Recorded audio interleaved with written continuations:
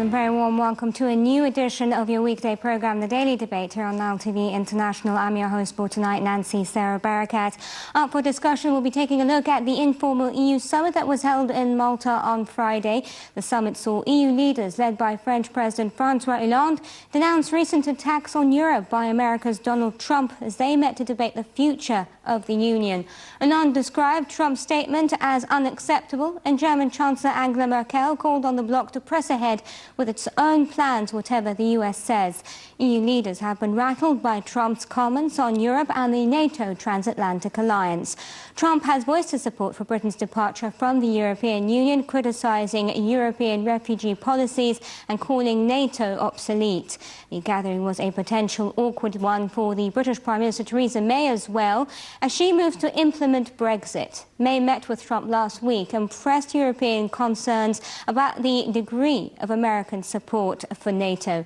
The main goal of the Malta gathering was to take steps to forge a common policy on immigration, another point of contention between Trump and the European Union bloc. Many of European leaders have been highly critical of Trump's suspension of US refugee programs and his temporary ban on travel from 7 Muslim-majority countries. Today, protests and demonstrations took place across the world in denunciation of this plan by the newly elected US president. Now, what were the most important outcomes of this informal meeting? What is Trump's expected response to EU criticism? And what is the future of EU-American ties? That's what we're going to be looking at in detail on tonight's programme.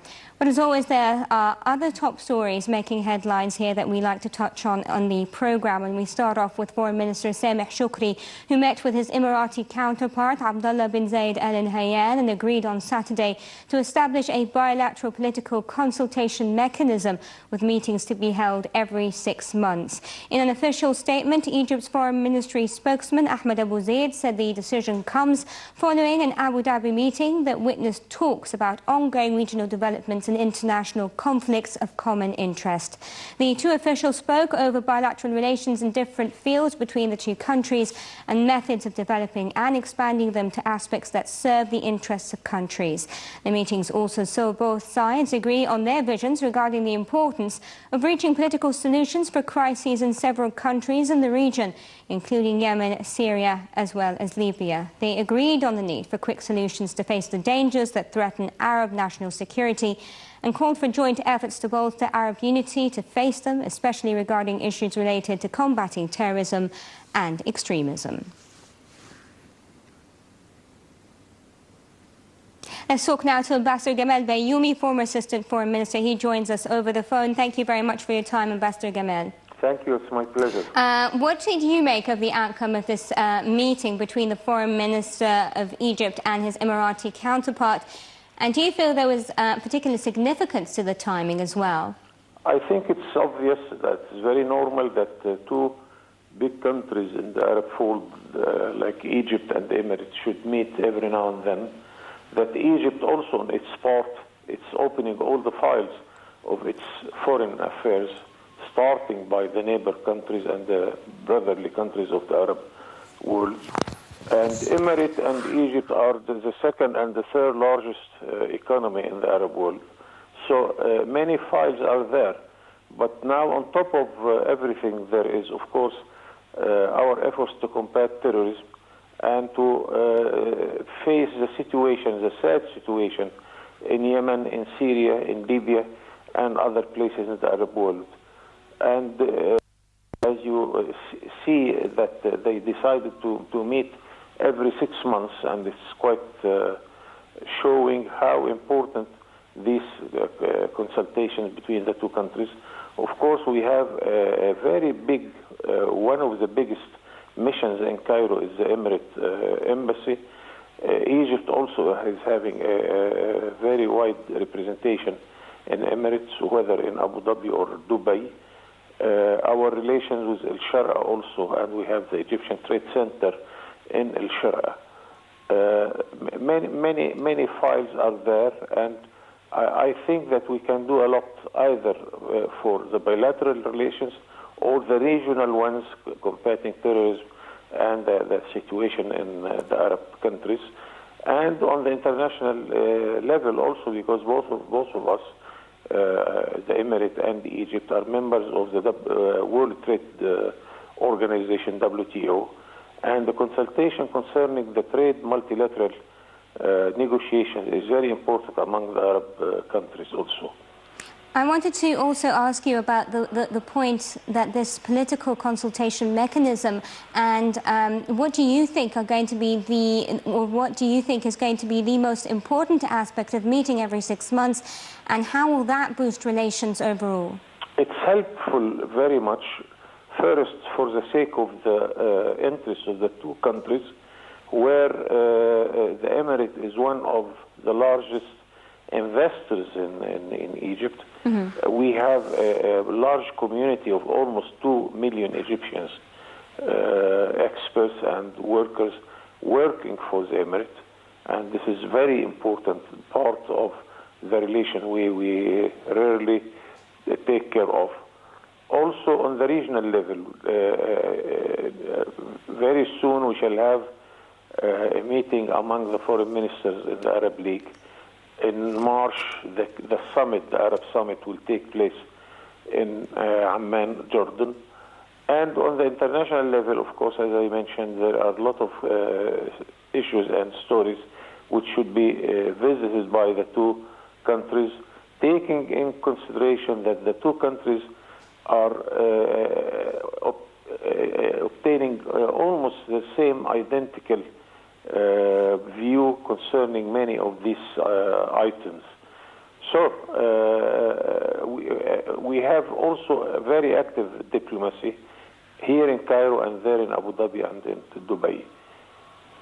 Okay, I thank you very much, Ambassador Gamal Bayoumi, former Assistant Foreign Minister, for your insights. Ladies and gentlemen, 7-time African champions Egypt hope recent history will continue to take their side. As we speak, the Pharaohs are taking on 4-time winners Cameroon at the African Cup of Nations final. Since last beating Egypt in 2002, AFCON quarterfinals, Cameroon have failed to prevail in 6 competitive meetings between the African powerhouses. Now, a goalless group draw in the 2004 Nations Cup, a result that meant Egypt waved goodbye to the tournament, was followed by 4 victories for the Pharaohs and a single draw that eventually denied Cameroon a place in the 2006 World Cup finals. In 2010, Egypt came again to knock out their illustrious opponents, this time from the quarterfinals, when an Ahmed Hassan own goal was overturned by 3 goals to win the match 3-1. Wish our national team the best of luck. We'll be updating you with the scores of this particular game, which is currently taking place, as we go ahead in the programme. For our first report for the evening, a closer look at the unofficial EU summit that was held in Malta, and then we'll be back to discuss that with our guests here in the studio. Stay tuned.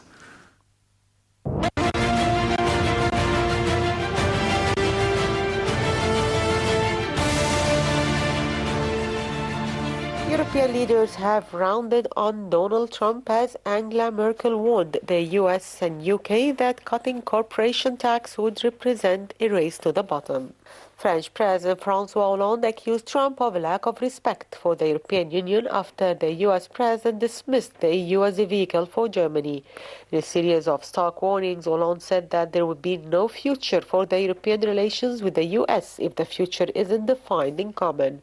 He and other European leaders also rejected a suggestion by May that she could act as a bridge with Trump's administration while a planned bilateral meeting between the Prime Minister and Merkel was cancelled. German Chancellor Merkel used the EU summit in Malta to attack Britain and the US over proposed cuts to corporation tax. May said that she's prepared to slash taxes and undercut the EU if it blocks a Brexit deal, while Trump pledged to cut corporation tax to as little as 15%. French President Hollande warned Trump to stay out of European affairs, saying the EU will defend its interests on the global stage. The French president also said it was unacceptable for Trump to put pressure on Europe.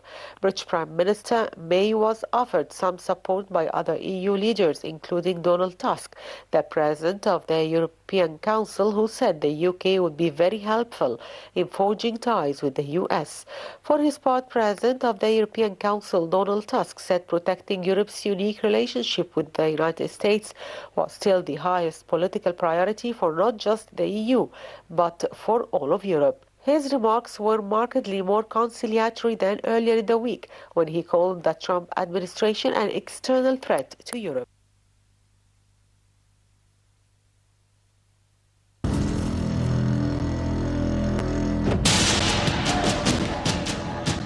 The news live at the site of the event. Information on events as they are happening. If it's breaking news, it's Nile TV.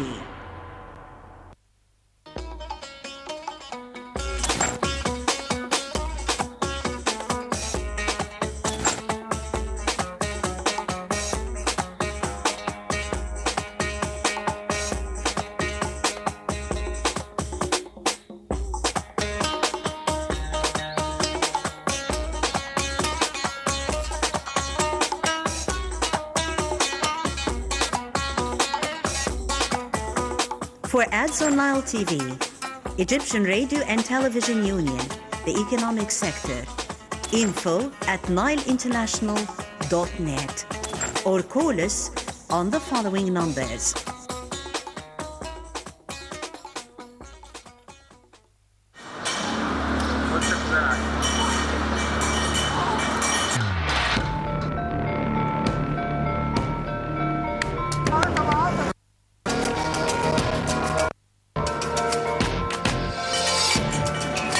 دي كل واحد يشتغل بضمير. كلنا نشتغل، احنا نغير نفسنا بس. الناس تعامل ضميرها وتعامل مرضي الله. الناس تبقى كويسه مع بعضيها. هيبقوا كويسين الناس.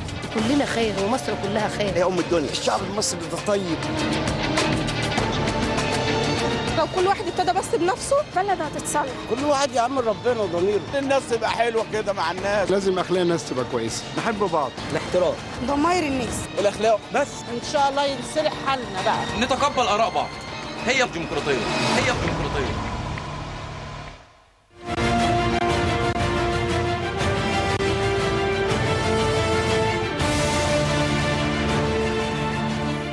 Ladies and gentlemen, allow me to welcome here in the studio Dr. Mustafa Abbas, political analyst. Thank you very much for coming in. Good evening. And let me start off by asking you, obviously, your overall impressions and your thoughts on this unofficial EU summit that was held in Malta. And did you see a particular significance to its timing as well? Yeah, of course, it's very timely because now we are in winter. With the coming of the spring, the flow of refugees will increase. Right. And about 2 weeks ago, I believe, there was a memorandum of understanding signed between Italy and Libya on Libya playing a role in hosting the migrants, the asylum seekers, and the refugees, which is it's very important for both Libya and, of course, the Europeans. Of course, the Europeans in the first place, because you know how difficult it is for the Europeans when it comes to the flow of migration. Right. The summit was intended officially to discuss the migrant crisis and obviously the future of the EU bloc as a whole, but then it was overshadowed by both Brexit and perhaps also Donald Trump to a large extent. Now, in your opinion, before we delve into that, what were the most important outcomes, if any, of this particular summit?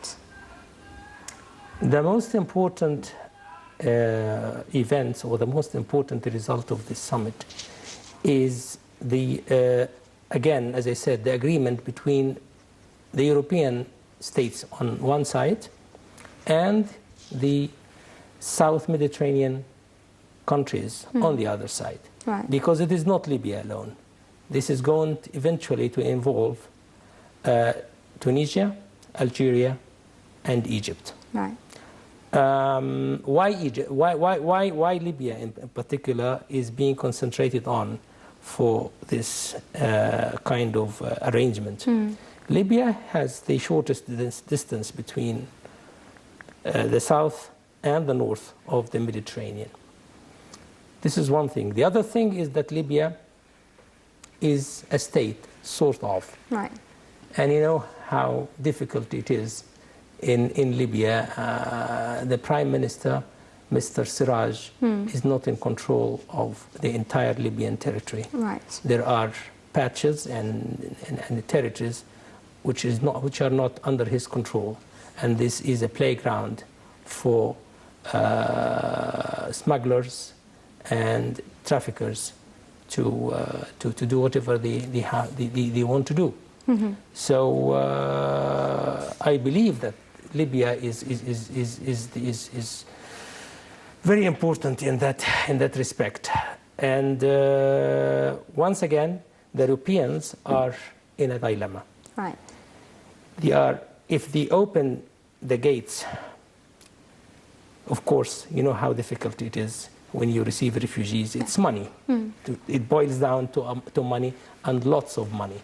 And again, they have a problem vis-a-vis their people. That is, the electorate will be very unhappy when Italy or Austria or France or Spain are flooded with refugees and migrants and asylum seekers. Right. So it's very difficult for them, because this is one thing. The other thing is human rights groups. The human rights groups are exercising pressure over the government. So they are between the anvil and the hammer in a sense. So to get rid of this problem, they have devised this mechanism, which is the result of the latest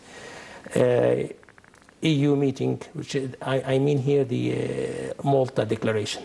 Right. The Malta Declaration establishes or provides for the establishment of camps to host these people and to bring the boats back from the north to the side of the Mediterranean and settle the people temporarily in Libya until they finally agree, voluntarily of course, to go back to their countries or something is done with them, but again, away from the European Community territory. Right. This is the whole idea.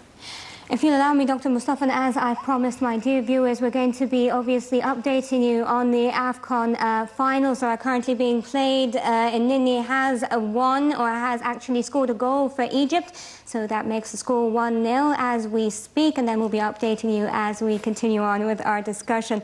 If I come back to the summit, if you'll allow me, Dr. Mustafa, obviously, as I said earlier, the summit was clearly overshadowed by Donald Trump. Some EU leaders were quite vocal about their disagreements with the new US president.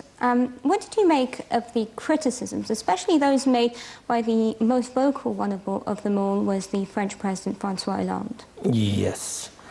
The importance of the Trump actions, let's call them the Trump actions, is how the European governments are going to deal with the extreme right parties or groups in their countries. Because now they feel that they have something to lean on, that is the actions done by Donald Trump.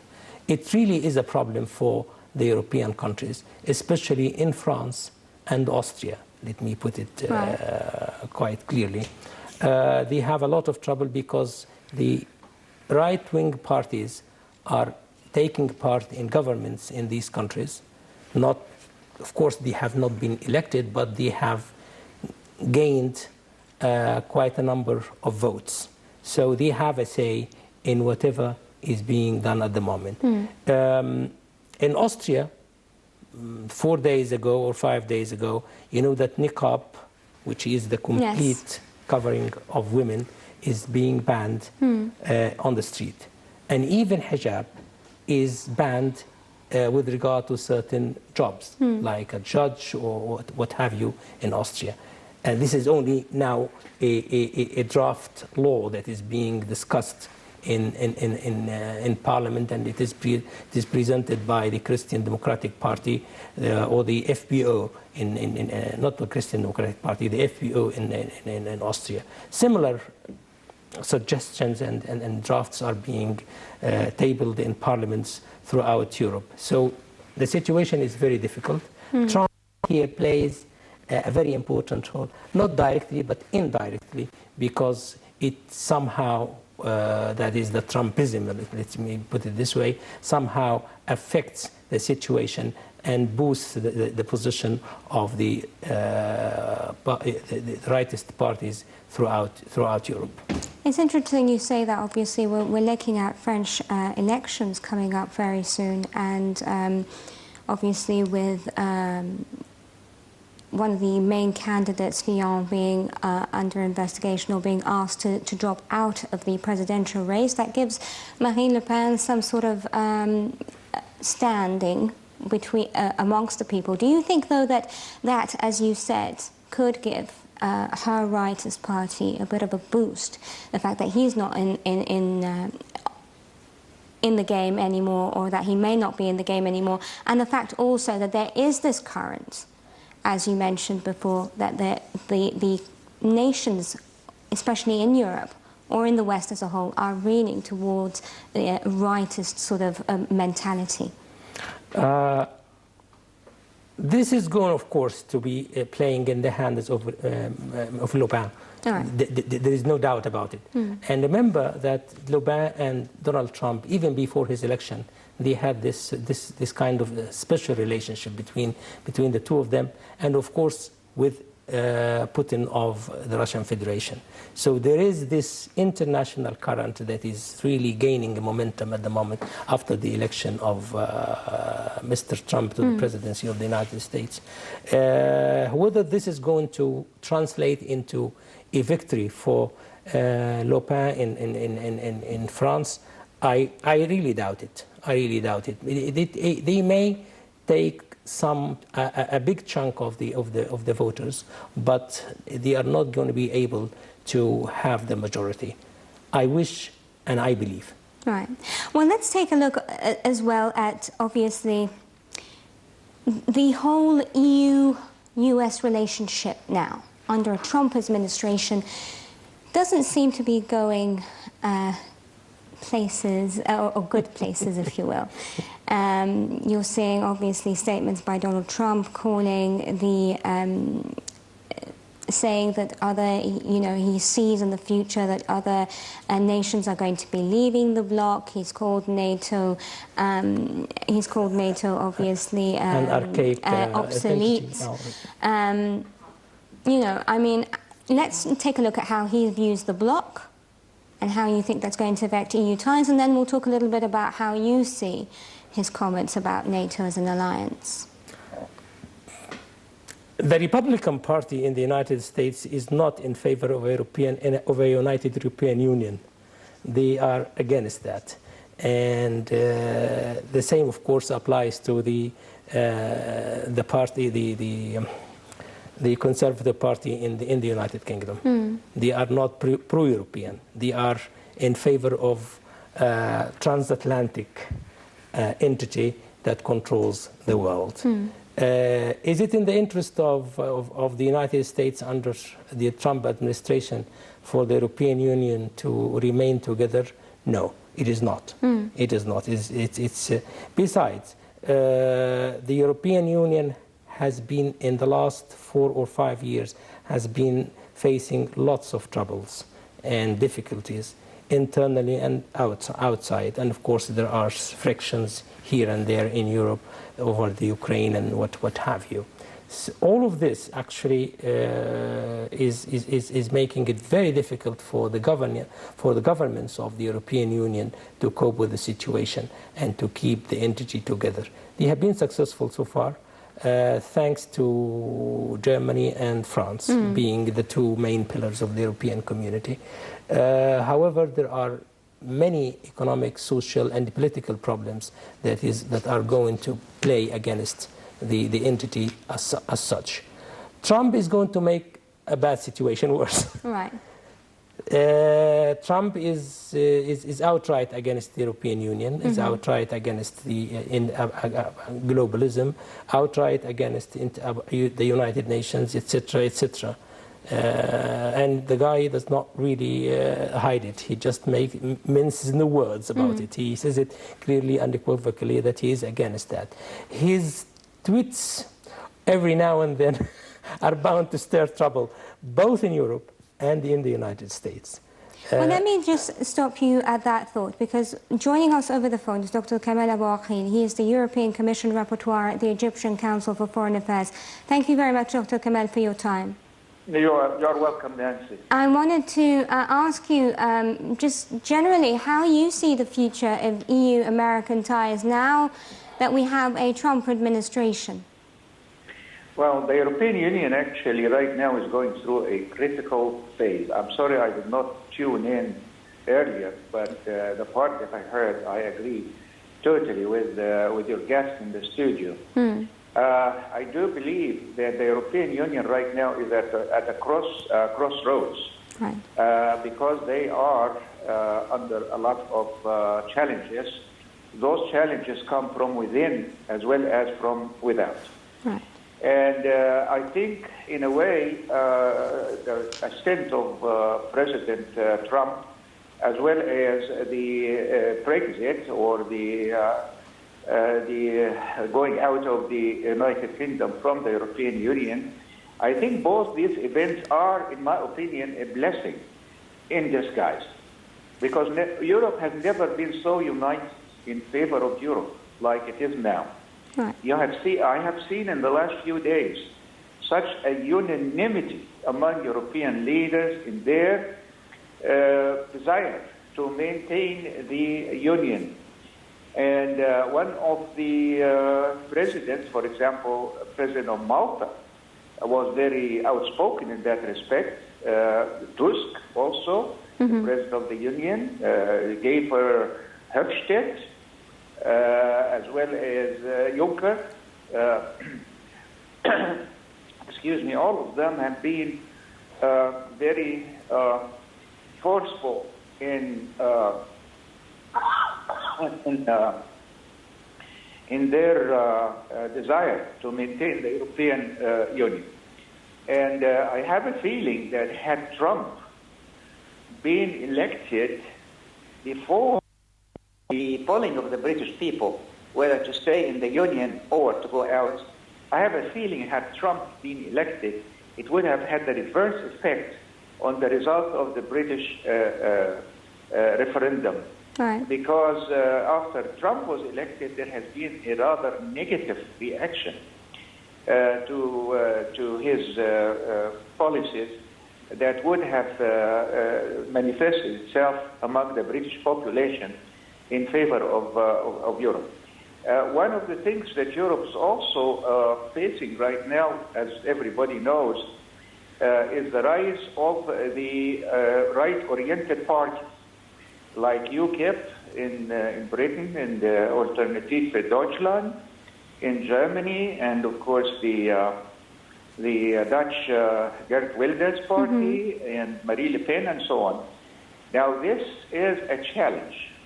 And I think, while all these parties are anti-European, and Marine Le Pen was very outspoken in her first speech after she declared her candidacy that she wants to take France out of Europe, and she wants to get out of the euro, and so on. So I have a feeling that these coming elections in France, in Holland, and in Germany are going to be a referendum on the continuation or discontinuation of the European Union, and I think they will manifest themselves in a better attachment to the Union. And what about U.S. relations now with the Union? I mean, how do you see Trump's statements with regards to the Union? I mean, regardless of the fact that they have their problems, he's been very outspoken against the bloc, and obviously also calling NATO obsolete. That was another thing that he sort of had to say about that. Well, I'm glad you mentioned that, because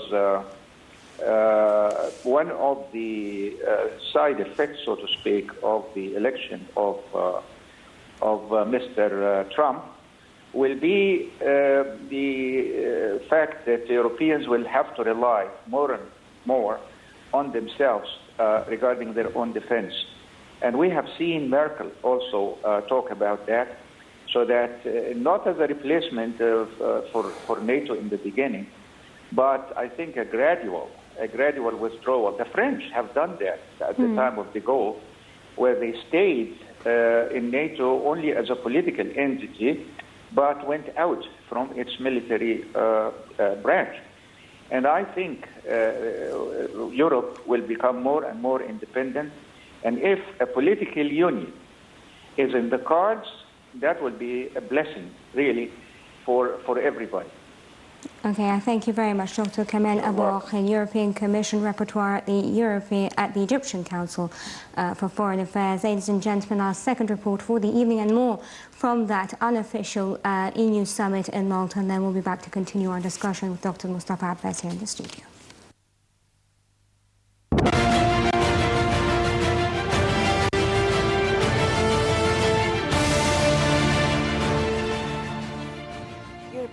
Leaders placed a bet on Libya's fragile government to help them prevent a new wave of African migrants this spring, offering Tripoli more money and other assistance to beef up its frontier controls.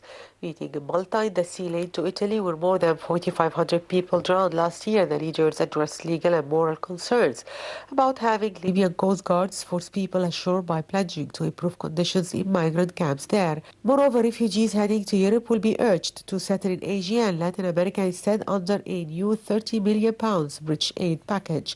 Theresa May announced the scheme at an EU summit in Malta, arguing it showed the government is stepping up its support for the most vulnerable refugees. The package will see Britain provide life-saving supplies for people facing freezing conditions across Eastern Europe and Greece, including warm clothing, shelter and medical care. However, it will also pay for better infrastructure in far-flung countries willing to take refugees who had hoped to settle in Europe.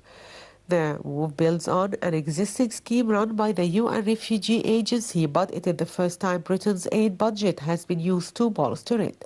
It risks adding to criticism that the Prime Minister is unwilling for the UK to accept a reasonable share of the refugees and migrants fleeing Syria and other war zones.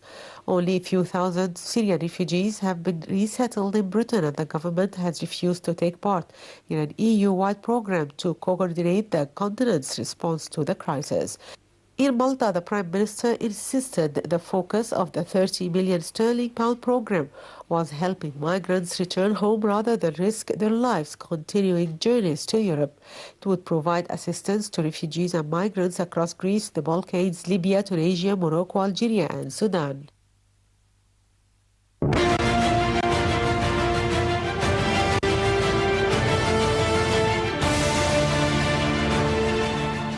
Welcome back, ladies and gentlemen. Dr. Mustafa, obviously we didn't mention the comments made by Trump when he called NATO obsolete, and I didn't get your views on that. Do these comments signal a shift in U.S. policy towards the alliance? The shift has been there for a couple of years, or even more than that. Right. The Americans have cut down on military spending for the last 4 or 5 years. They even reduced their programs in many countries, including in Egypt. So it's only natural that we can hear that from President Trump, because they have less money now to spend on defense. Right. Whether in the Atlantic or in the rest of the world. And remember that they have withdrawn a little bit from the Middle East, and they are trying to shrink the military budget. This actually goes with general tenure or the general tone that we have been hearing for the last 4 or 5 years. So Donald Trump is not really saying his opinion. This is, I believe, is based on reports that he got from the Pentagon and other sources, because they want to reduce the spending on this. Whether the entity that is the NATO alliance, whether this is archaic or obsolete or not, I believe it is obsolete, because it was actually conceived in the first place to counter the Warsaw Pact countries, and now the Warsaw Pact countries do not exist anymore. So I'm just wondering, what is NATO supposed to do? Who they are going to counter? Counter Iraq and Yemen and Somalia? This is too much money spent on Why do you poor think countries. then? Why do you think Europe has taken offence? I mean, you're saying obviously that there is truth to his statements, whether it comes to the bloc or whether it comes to NATO. Why do you think Europe has taken offence to his comments? Because the Europeans do not want to spend the money on the defence. If somebody is doing it for free, not free 100%, but if it is being done cheaply, very cheaply, of course you'll be against that being discontinued. So it's only natural that Europeans should feel unhappy about it, and even indignant if you like, because that will eventually means that the Europeans will have to assume responsibility for their own defense, and that will mean increase the military budget, and again this will be at the expense of the social and economic aspects of life in Europe. If Trump continues on the way he has started, or the way he's going now, do you think that he could pull the United States out of the alliance? I believe eventually the United States will withdraw out of the alliance. But it will have to devise another mechanism, probably with the cooperation of the United Kingdom and a couple of other countries in Europe or elsewhere. Right. Obviously, we're seeing a war of words right now. I am only reading my crystal ball. I do not have 100% evidence that this is going to happen. Right. No, but we're seeing what we're seeing on the international arena between the United States and the European Union is a war of words. We're seeing Hollande calling names. We're seeing Trump calling the EU a vehicle for Germany. Where do you see this relationship heading? It is heading towards independence for both sides, if you like. Right. They will separate in many respects, and I believe this will be good in the long run. Would be good for Europe, because this eventually was going to happen, or would be happening anyway. So if I were European, and I'm not, I would have it sooner than later. Right. Obviously, Trump has made quite a number of controversial statements throughout. I think they've culminated in perhaps the travel ban on 7 Muslim-majority countries. How do you evaluate his overall attitude since taking office? I have known Mr. Trump for at least now 30 years. Truth to tell, he has not changed. Right. He has always been like that. Whether he is the CEO of his own company or he is the President of the United States, he has deals, and for him, the aim justifies the means. So he's running the affairs of the United States like a company at the moment. He's stirring a lot of trouble, as I said, but remember, the United States is not ruled by the leader; it's ruled by a president who has certain powers. Right. And remember that the action that you talked about, which is the ban for 7 Muslim countries, people not to go to the United States or to enter the United States, this was rejected by the judge. And yet Trump had no problem with he is condemning, if you will. Correct. But fortunately enough, this is a state, that's the United States, is a state that has many institutions involved in decision making. Right. So there is checks and balances. Right. This should be reassuring for the rest of the world. But I believe that a few months from now, people will understand the character of Mr. Trump and will stop to react or to dance to his tune, because his tune is too fast. Brexit was also a theme that overshadowed the Malta EU summit, obviously, but what was interesting was Theresa May's suggestion that that Britain could act as a bridge between the European Union and the United States. What do you make of that particular statement? This is some sort of justification for what happened, also some sort of saying, sorry for what happened, but this is the situation where we are at the moment. However, we will be going out, but we will continue to be in close contact with you, and we can even serve your interests as far as the relations with the United States are concerned. This is what she is saying in effect.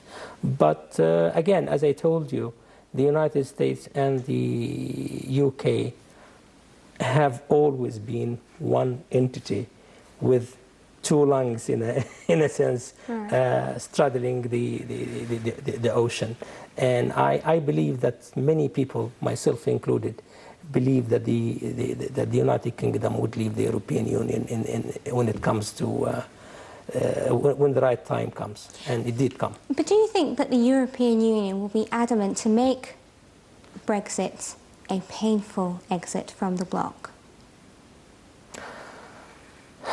No, I don't think so.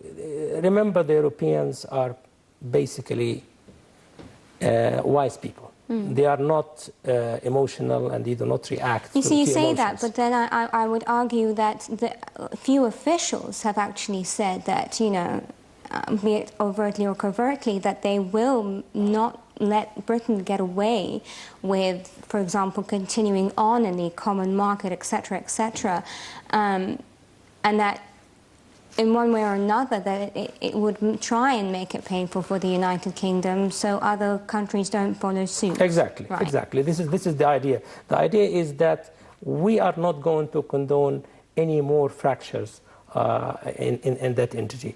You will go away, we will punish you in a sense, but I mean in a limited way, but we will continue to be neighbors and members of the United Nations and the rest of the international family. This is, I think, the main thread that runs through the European Union policies. Now, let me turn to what was the main subject, which you mentioned earlier just briefly, the migration problem that is facing the European Union. Do you think that that was tackled sufficiently during the summit? This is the latest Yes. summit? Yes and no. Right. Yes, because now the Europeans have realized that they have to do something about it, and they are unfortunately involving third countries. And Libya is not a country, but they call it a country for their own convenient interests. And no, because they will continue to have flow of refugees, because it is not only the Mediterranean, there are other routes through which refugees will eventually come and arrive. It's a real problem because, again, it's sort of interconnected. The rise of the right-wing parties is blamed on the inflow or influx of refugees. Correct. And of course, this again is money. When you accept someone in the European Union, it means money, because you have to provide them with money, with accommodation, with food, blah, blah, blah, blah. So it's a very difficult situation for them. And again, as I said, on the other side, there are human rights groups that are pressing for the acceptance and the care of refugees, which is laudable and very good. But we have to be sort of strike a middle way between the lofty ideals and the real facts of life.